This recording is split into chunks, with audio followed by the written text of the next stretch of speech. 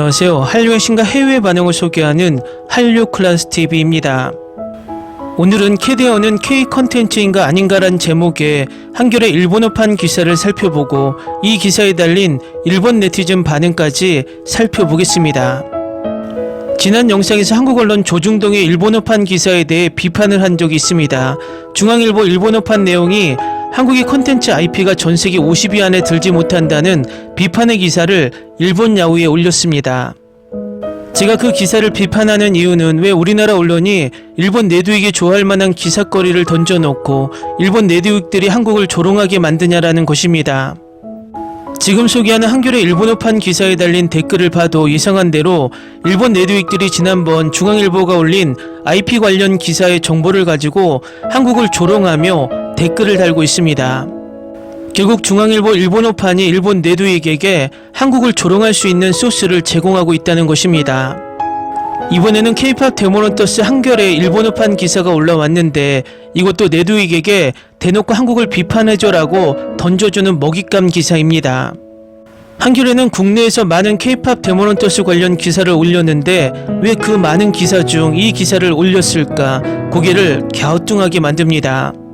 제목 자체가 캐데어는 K 컨텐츠인가 아닌가입니다. 갑자기 무슨 뚱딴지 같은 소리지라는 생각을 하게 만드는 제목입니다. K-POP 데모넌터스가 K 컨텐츠가 아니라는 것은 우리나라 국민 99%는 알고 있습니다. 우리가 이 영화에 열광하는 이유는 이 영화가 K 컨텐츠는 아니지만 K-POP과 우리 문화를 기리는 헌정 작품이기 때문입니다. 우리나라 국민 그 누구도 이 영화가 K 컨텐츠다라고 발언하지 않는데 왜 기사 제목은 꼭 우리나라에서 이 영화가 K 컨텐츠냐 아니냐를 두고 논쟁이라도 일어난 듯 오해를 주는 제목일까요? 당연히 이런 기사를 일본어판으로 올리면 일본 내두익들이 좋은 먹잇감 기사가 올라왔다고 열심히 한국을 혐오할 게 뻔합니다. 일단 기사부터 살펴보겠습니다. 넷플릭스의 소리 소문 없이 K-POP 데모넌터스가 처음 떴을 때 지금과 같은 열풍을 예상한 이가 얼마나 됐을까요? 넷플릭스는 지난 6월 20일 캐데언을 공개하기 전 별다른 프로모션이나 마케팅을 펼치지 않았습니다. 큰 성공을 기대하지 않았다는 얘기입니다. 캐데언을 제작한 소니픽처스 애니메이션도 마찬가지였습니다. 성공보다는 색다른 소재에 대한 시도에 의미를 뒀습니다. 터지면 큰돈을 버는 극장 개봉 대신 수익은 적어도 손해볼 일 없는 넷플릭스 직행을 택한 까닭입니다. 그런데 터졌습니다. 캐데어는 공개되자마자 넷플릭스 영화 글로벌 1위에 올랐고 연일 흥행 기록을 새로 쓰는 중입니다. 영화 속 걸그룹 헌트릭스가 부른 노래 골드는 최근 미국 빌보드 메인 싱글 차트 핫100 정상에도 올랐습니다. 이를 두고 온갖 해석과 분석이 쏟아집니다. K-POP과 K-컬처의 세계적 위상이 투영된 결과라거나 한국을 잘하는 외부자의 시선으로 본 한국 문화의 매력이 세계인들에게 통했다거나 하는 식입니다. 흥미로운 건 제법 뜨거운 논쟁도 불러왔다는 점입니다. 캐데언을 K 컨텐츠로 볼 수 있느냐가 대표적입니다. 문화 콘텐츠 산업에 한두 발쯤 걸친 사람은 물론 일반인도 신문 칼럼부터 SNS 술자리 수다까지 다양한 형태로 저마다의 의견을 쏟아내고 있습니다. 지금부터 그 논점을 하나씩 살펴봅니다. 캐데언을 만든 소니픽처스 애니메이션은 소니픽처스 엔터테인먼트의 자회사입니다. 소니픽처스 엔터테인먼트는 코카콜라가 1987년 설립한 콜롬비아 픽처스 엔터테인먼트를 1989년 일본 글로벌 기업 소니가 인수해 1991년 이름을 바꾼 미국 회사입니다. 소니픽처스 애니메이션은 하늘에서 음식이 내린다면 몬스터 호텔, 스파이더맨 뉴 유니버스 같은 히트작을 냈습니다. 미국적인 것을 보편적인 세계인의 눈높이에 맞춘 할리우드 스타일입니다. 그곳에서 K-POP 소재 애니메이션을 만들었습니다. 감독은 한국계 캐나다인 매기강과 미국인 크리스 아페란스, 그러니까 캐데어는 형식적으로 따지면 K 콘텐츠가 아닙니다. 게다가 미국 회사 넷플릭스가 제작에 투자하고 배급을 맡지 않았습니다. 그런데 좀 더 파고들면 그리 단순하지 않습니다. 빅뱅, 트웨니언, 블랙핑크 등의 히트곡을 배출한 프로듀서 테디 사단이 주도해 만든 영화 속 노래들은 K-POP 그 자체입니다. SM 엔터테인먼트 연습생 출신의 한국계 미국인 이지혜는 작곡가 가창 모드에 참여했습니다. 헌트릭스 멤버들은 김밥, 순대, 라면을 즐겨 먹고 보이그룹 사자보이즈는 각각 도포 차림으로 춤추고 노래합니다. 배경으로 등장하는 남산엔 서울타워, 북촌 한옥마을, 낙산공원 성곽길 등도 놀랄 만큼 사실적입니다. 단순히 이국적이고 이채로운 요소를 활용했다고 하기엔 너무나 정교하고 한국에 대한 진심 어린 애정마저 엿보입니다. 다시 처음 질문으로 돌아가 보면 캐데어는 K 콘텐츠인가 아닌가? 그럼 K-팝은 뭔가? 코리아의 K를 팝에 붙인 건 분명한데 모든 한국 노래를 K-팝이라고 하지는 않지 않습니까? 외국인 작곡가가 만들고 외국인 멤버 그룹이 부르는데도 K-팝이라고 일컫는 노래들은 뭔가? 한때 K-팝계에선 이런 논쟁이 뜨거웠습니다. 어느 K-팝 가수는 한국 전통 요소를 접목해 칭송받았고 어느 K-팝 회사는 K를 떼고 그냥 팝이 돼야 세계 주류 시장에서 통한다는 전략을 세우기도 했습니다.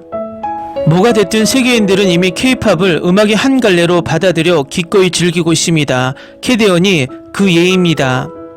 어쩌면 캐데언이 K 콘텐츠인지 아닌지는 중요한 문제가 아닐 수 있습니다. 중요한 건 캐데언을 계기로 K-팝에 관심 없던 이들도 K-팝을 찾아 듣고 한국 음식과 관광 명소, 호랑이 캐릭터를 찾아 한국으로 몰려든다는 사실입니다.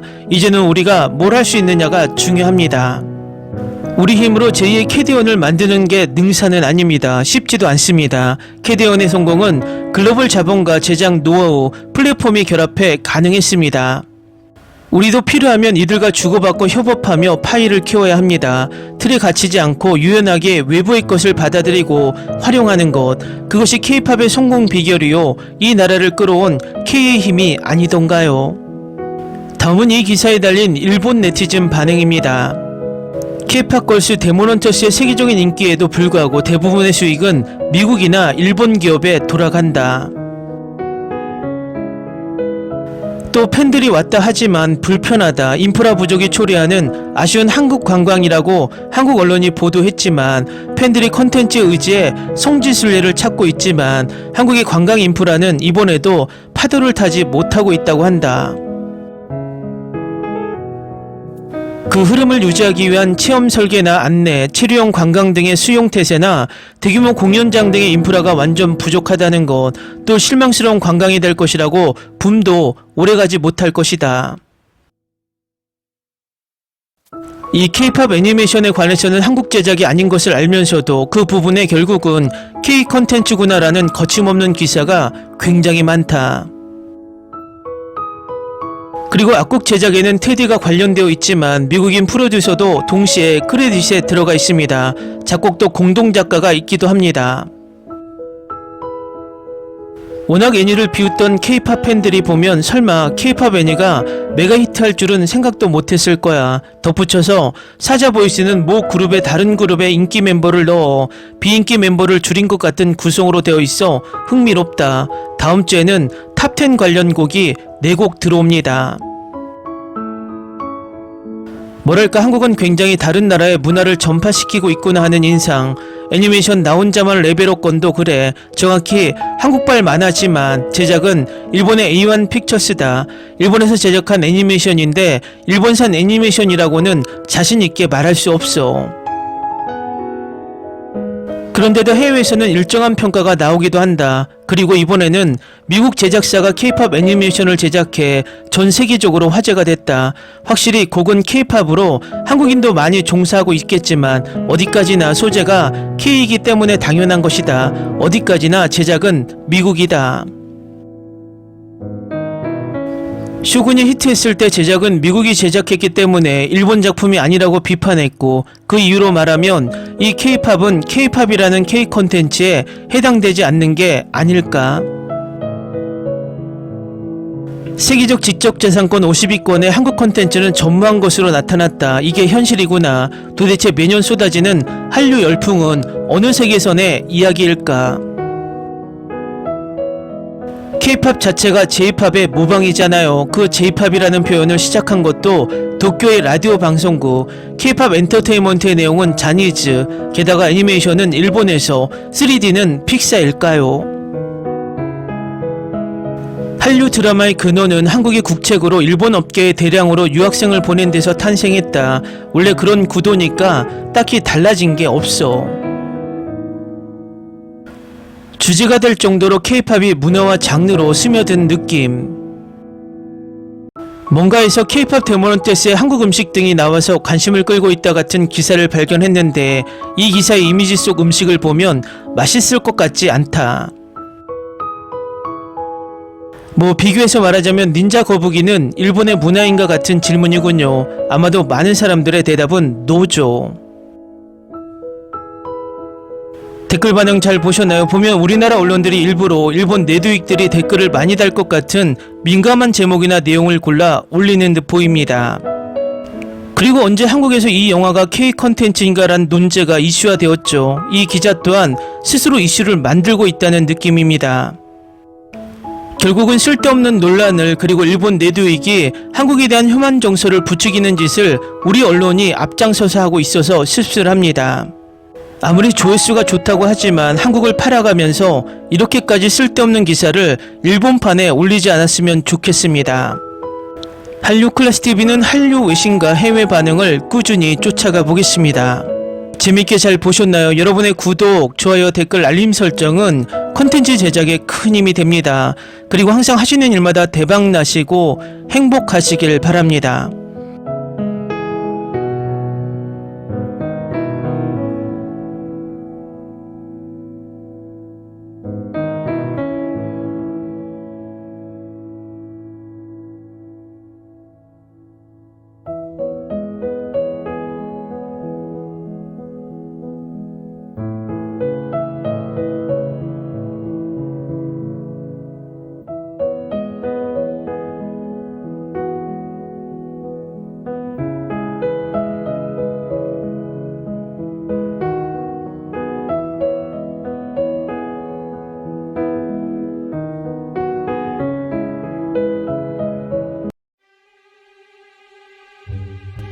Ni se te ocurra.